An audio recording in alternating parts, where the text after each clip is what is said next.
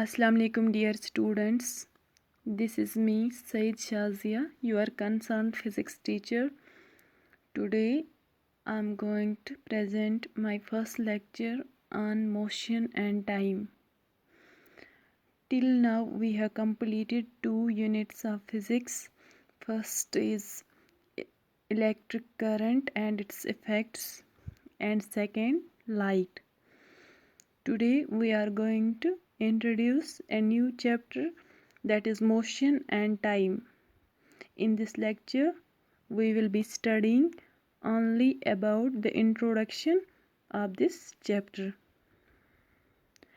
I hope all the students are well and they are interestingly watching these lectures. Let us start our unit motion and time. First of all, we will be dealing with the term motion. What is motion? Motion is if an object changes its position with time, or if an object moves from one place to another with time. That is motion. We can say that object is in motion.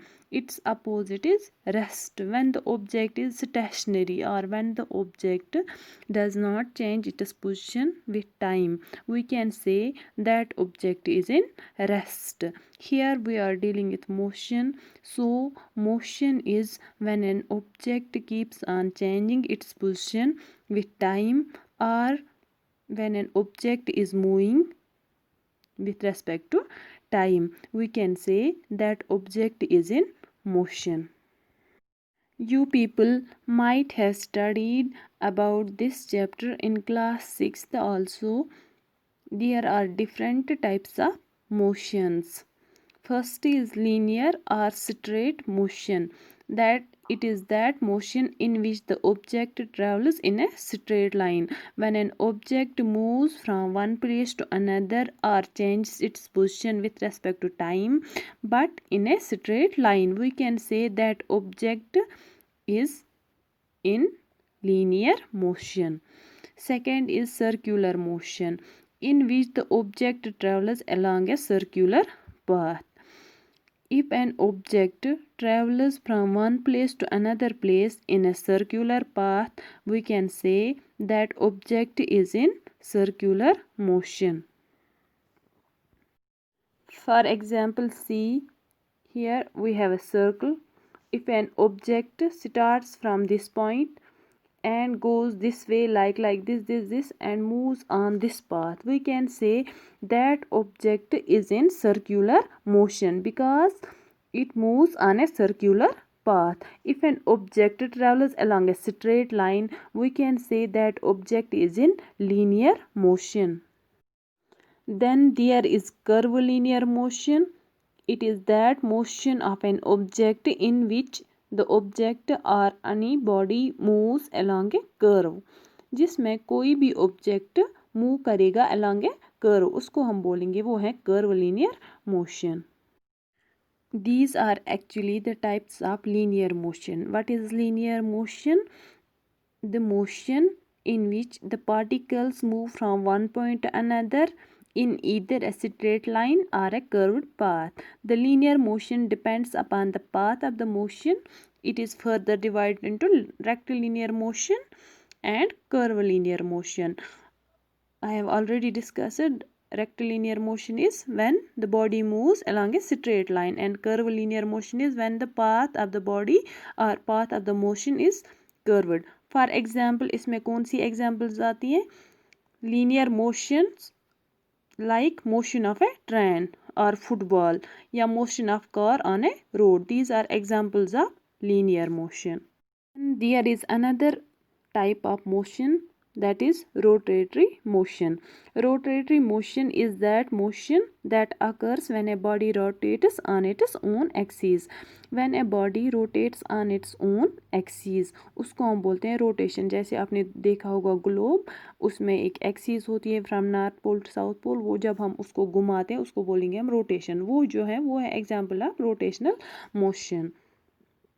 देखो, the motion of earth about its own axis around the sun is an example of rotary motion.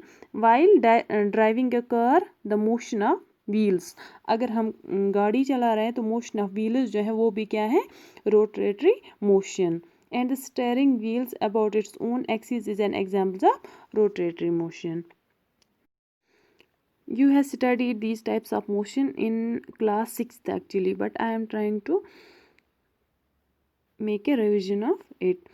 Third one is oscillatory motion. What is oscillatory motion? It is that type of motion in which a body moves to and fro about its mean position.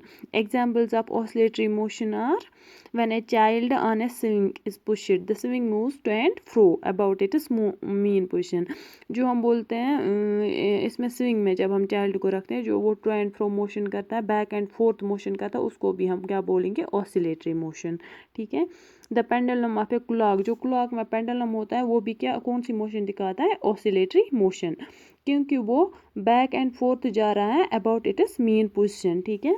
Strings of guitar when strummed move to and fro by its mean position resulting in an oscillatory motion. ठीक है. जो strings of guitar है वो भी किस motion, कौन सी motion indicate करते हैं, oscillatory motion. We have to discuss here what is slow and fast motion.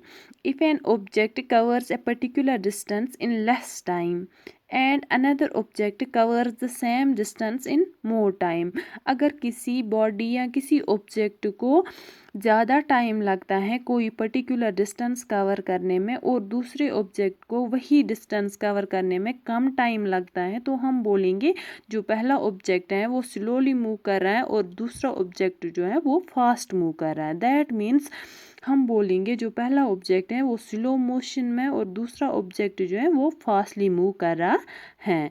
ठीक है. This is slow and fast motion. ठीक है. It is all with respect to time. This is motion with respect to time. Time के हिसाब से कौन कितना तेज जा रहा है, कौन कितना अपनी पोजीशन चेंज कर रहा है. ठीक है. अब हम डिफाइन करेंगे speed of an object. What is speed? Speed हम कहते हैं, speed is distance travelled by a body पर यूनिट टाइम.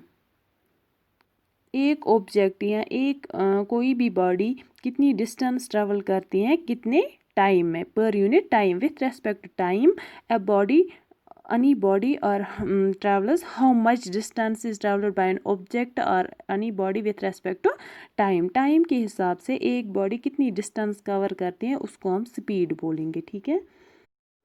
स्पीड जो होता है, स्पीड होता है बराबर डिस्टेंस डिवाइड बाय टाइम. ये होता है how much distance a body covers पर यूनिट टाइम. कितने टाइम में एक बॉडी कितने, फॉर एग्जांपल 5 मिनट्स में कितनी डिस्टेंस कवर करते हैं, इसको हम बोलेंगे स्पीड. ठीक है. स्पीड जो है इसका यूनिट होता है, डिस्टेंस का क्या यूनिट है, मीटर. शाबाश. पर यूनिट टाइम, टाइम का क्या यूनिट है, सेकेंड. ठीक है.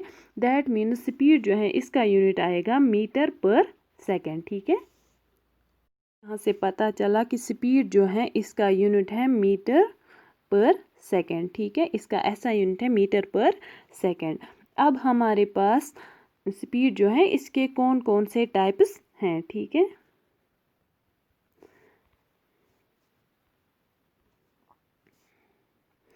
टाइप्स ऑफ स्पीड और फर्स्ट है uniform speed and non uniform speed और तीसरा होता है एवरेज स्पीड. ठीक है. यूनिफॉर्म स्पीड जो होती है ये हम डिफाइन कैसे करते हैं, when the object travels a fixed distance in same time gaps it is said to have uniform speed. For example अगर हमारे पास कोई कार है वो 5 किलोमीटर्स की डिस्टेंस ट्रैवल करती है. ठीक है. इन 20 मिनट्स. ठीक है. इन नेक्स्ट 20 मिनट्स वो यही 5 किलोमीटर्स ट्रैवल करती हैं. इन नेक्स्ट 20 मिनट्स वो यही सेम डिस्टेंस कवर करती हैं. तो हम बोलेंगे इस कार की स्पीड जो है वो क्या है, यूनिफॉर्म स्पीड है. ठीक है. इसके बाद आता है non uniform speed. When an object covers different distances in different time gaps it is said to have non uniform speed. अगर हमारे पास फॉर एग्जांपल कोई गाड़ी है, वो पहले घंटे में 2 किलोमीटर ट्रैवल करती हैं, दूसरे घंटे में वो 3 किलोमीटर ट्रैवल करती हैं, तीसरे घंटे में वो फॉर एग्जांपल 5 किलोमीटर ट्रैवल करती हैं, दैट मीन्स वो डिफरेंट डिस्टेंसेस कवर करती हैं इन different time gaps. That means उसकी जो स्पीड आएगी उसको हम बोलेंगे वो है नॉन यूनिफॉर्म स्पीड। ठीक है। Average speed, the total distance traveled by an object divided by the total time taken by an object is called it as average speed। Average speed किस चीज़ को हम बोलते हैं? अगर हमारे पास कोई बॉडी है, वो पहले घंटे में for example in first hour it covers a distance of 5 kilometers, in the second hour it covers a distance of 3 kilometers। In 2 hours में इसने कितनी डिस्टेंस ट्रैवल की? 5 + 3 = 8 डिवाइड बाई टोटल टाइम कितना है? 2 आवर्स। ठीक है। 8 / 2 = 4। दैट मीन्स एवरेज स्पीड इसका है 4 मीटर पर सेकेंड। ठीक है। This is average speed. तो एवरेज स्पीड हमने बोला the total distance travelled by a body divide by the total time taken by the object to cover that distance, उसको हम बोलते हैं average speed. Now in physics we denote these 3 quantities, that is distance, time and speed by 3। ठीक है। 3 symbols इनके होते हैं। S से हम रिप्रेजेंट करते हैं किसको? देखो यहाँ पे जो एस है इससे हम रिप्रेजेंट करते हैं स्पीड को, डी से डिस्टेंस को रिप्रेजेंट करते हैं, टी से टाइम को रिप्रेजेंट करते हैं। ठीक है। S stands for speed, D stands for distance and T stands for time. ठीक है। These 3 quantities, distance, speed and time, are related by an equation, that is speed is equal to distance divided by time। ये जो है ये formula ये आपको याद रखनी है, that speed is equal to distance divided by time। हम स्पीड डिफाइन ही करते हैं, it is distance traveled by a body per unit time. यही से हम SI यूनिट ऑफ स्पीड भी कैलकुलेट करते हैं, क्योंकि डिस्टेंस का SI यूनिट क्या है? मीटर। ठीक है। और टाइम का SI यूनिट क्या है? सेकेंड। दैट मीन्स स्पीड का जो SI यूनिट आएगा वो आएगा मीटर पर सेकेंड। तो अब वो जो फॉर्मूला हमने बताई, speed is equal to distance divide by time. ठीक है। इस फॉर्मूला से हमें पता चलता है, इस फॉर्मूला से हमें और 2 फॉर्मूला भी डिराइव कर सकते हैं। दैट मीन्स डिस्टेंस हमने यहीं पे रखा। ठीक है। टाइम यहाँ पे डिवाइड है, इसको इस साइड लेफ्ट साइड ले जाएंगे, क्या हो जाएगा? इनटू। दैट मीन्स डिस्टेंस हमारे पास आएगा स्पीड इनटू टाइम। ठीक है। Distance is equal to speed into time. या टाइम को हम जब हमने टाइम को यहीं पे रखा, ठीक है, स्पीड को हम डिस्टेंस के साइड ले जाएंगे, ये डिवाइड हो जाएगा। ठीक है। That means time is equal to distance divide by speed. ये एक फॉर्मूला आपको याद रखनी है, बाकी सब फॉर्मूला जो है ये 3 फॉर्मूला इसी से डिराइव हो जाएंगी। ठीक है। उसके बाद हमने डिफाइन किया था एवरेज स्पीड। एवरेज स्पीड क्या होता है? Total distance divide by total time, total distance divide by total time. ये सब फॉर्मूला आपको याद करने हैं। ठीक है। This is all about speed. ठीक है। यहीं पे हम आज का लेक्चर जो है ख़त्म करते हैं। ठीक है। Thank you.